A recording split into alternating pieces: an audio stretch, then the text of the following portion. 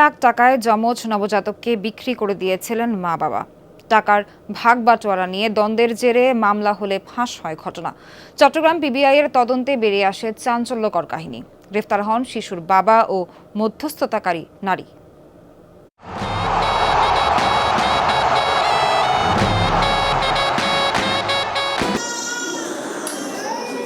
চলতি বছরের জানুয়ারিতে চট্টগ্রামের বেসরকারি হাসপাতালে যমজ সন্তান প্রসবের পর ৩ লাখ টাকার বিনিময়ে ২ নবজাতককেই বিক্রি করে দেন মা মুন্নি আক্তার ও বাবা হাবিবুর রহমান।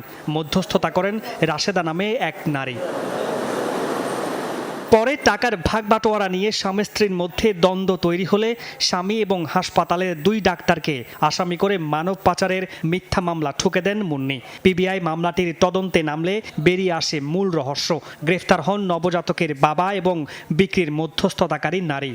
হাজব্যান্ড আর ওয়াইফকে আমরা মুখোমুখি করালাম, তখন ঘটনা আপনার মানব পাচার থেকে অন্য জায়গায় চলে গেল। পরে রাশেদাকে আমরা এক পর্যায়ে একটু টেকনিক্যালি আমাদের কাছে নিয়ে আসলাম। নিয়ে আসার পরে তার কাছ থেকে আমি জানতে পারলাম যে সে শিরু আক্তার এবং রুনা আক্তারকে, একজনকে ছেলে এবং একজনকে মেয়ে, ৩ লক্ষ টাকার বিনিময়ে দিয়ে দিয়েছে।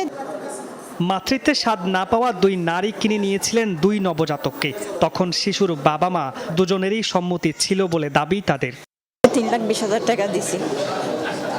এই দিয়ে আমি স্ট্যাম্প করে মা বাবার কাছ থেকে বাবাগুলো নিয়েছি। মা বাবাকে বলছি আপনারা কি স্বইচ্ছা দিচ্ছেন, লিগেলভাবে দিচ্ছেন? স্ট্যাম্প নিচ্ছে, সব করছি, লিগেলভাবে দিছে। মা বলে যে আল্লাহর আমানত আল্লাহর হলা।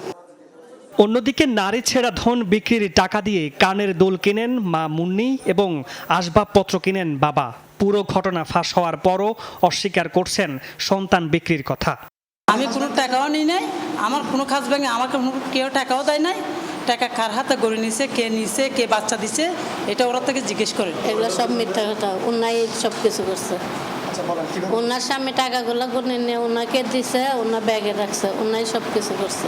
রাশেদ আমাকে টাকা কি বিক্রির কথা বলে দেয়, ও আমাকে বলছে ওগুলো খুশি করছে আমাকে। অভিযুক্ত দম্পতি মুন্নি এবং হাবিবুরের বাড়ির চন্দনাইশে রেস্টুরেন্টে বাবুর্চির কাজ করেন তারা। মামুন রশিদ তৌফি, যমুনা নিউজ, চট্টগ্রাম।